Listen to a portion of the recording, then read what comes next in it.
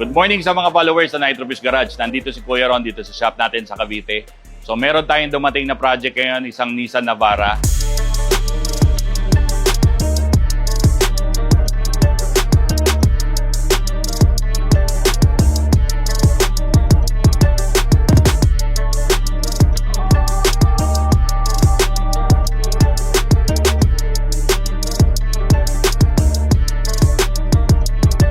Itong Nissan Navara nito, yung wife nung may-ari nung sasakyan na nagdala. So, ang kagandahan, nakakatuwa kasi yung may-ari din, yung wife din, mahilig din sa sasakyan. So, isa siya sa mga nakausap ko para maintindihan nila at malaman ko rin yung requirement nila kung bakit sila magpapa-exhaust. So, nakakatuwa kasi husband and wife tandem, si sir kasi nasa ibang bansa at yung may-ari nung sasakyan nandito. So, nakakatuwa kasi naipaliwanag po natin ng maigi kung para saan ba yung exhaust at gusto nila rin talagang nilang gawin na mabago yung exhaust nila. So, ang gagawin natin dito, full exhaust. Pagka full exhaust ng isang Nissan Navara, paano yan? Ito pa, papakita ko yung detalye. Okay, ang gagawin natin dito, full exhaust. Pagka full exhaust ng isang diesel engine, ano ba ang ginagawa natin dito, especially Navara?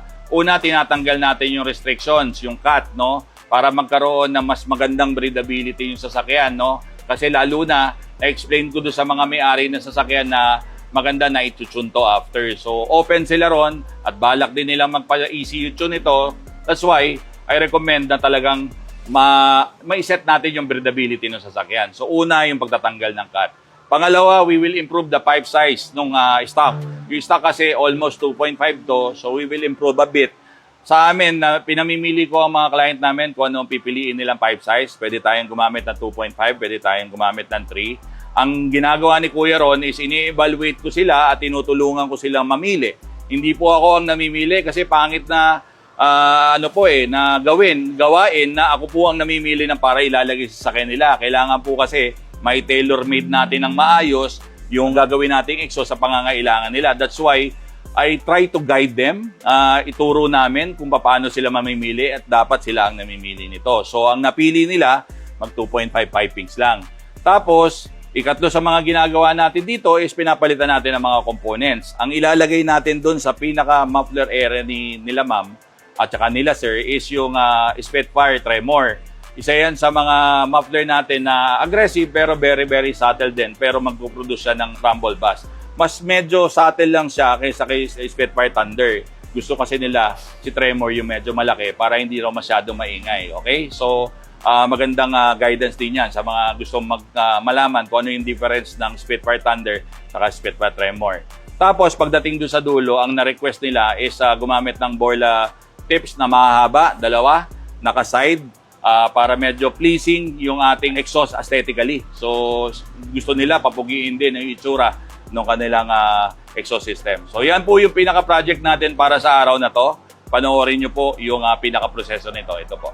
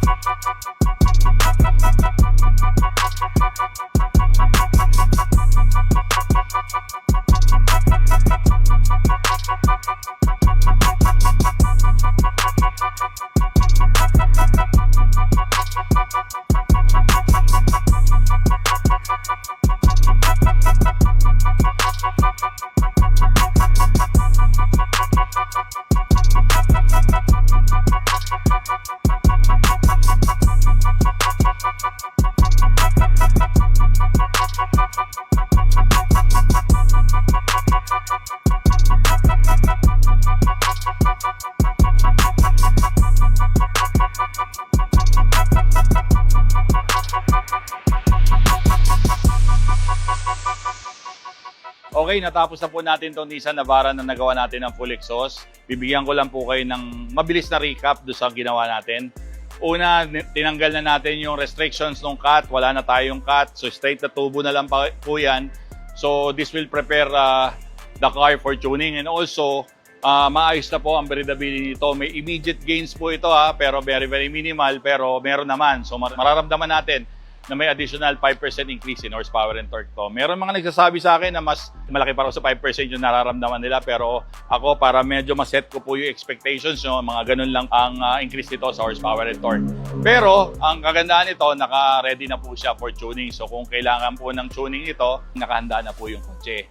So also, ang pinalitan natin dito yung pipe size. So ang ginamit natin dito, 2.5 pipe size diameter.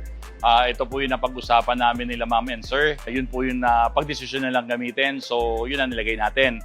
And also, pinalitan natin ng mga components. Ang kanina, sabi ko, ang ilalagay ko yung Spitfire Tremor kasi yun po yung unang napili nila ma'am. Pero pagdating po nung medyo nagsisimula na kaming gumawa, napag-desisyon na nila, napalitan ng Spitfire Thunder. So expect more aggressive sound compared to Spitfire Tremor kasi mas malito. And then yun ang nilagay natin dito kasi yun ang preference na nila.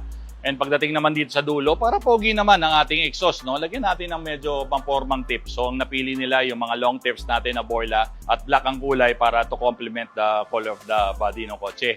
Nga pala, yung may-ari nito is an official of Navara Nation. So ini-invite ko po ang mga Navara Nation owners, yung may mga badge, no? Yung may mga stickers na official member, magbibigay po tayo ng special discount sa inyo. So galing po yan sa Nitro Fuse at regalo po namin yan sa mga members ng grupo na yan. So okay, sa mga nanonood sa akin, alam ko excited na kayo, gusto nyo po marinig yung sound ng kotse.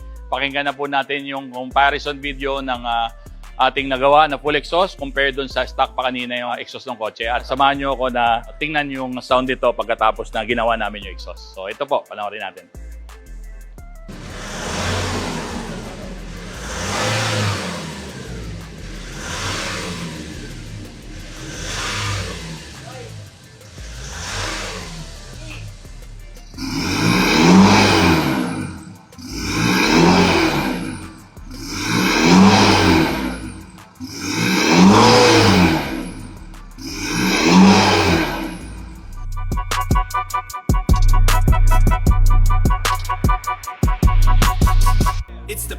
Our work is driven by passion for cars.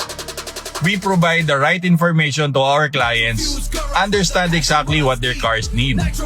Hindi namin inakala na ganito nyo kami pagkakatiwalaan. So sa mga sumusuporta sa amin, maraming salamat po.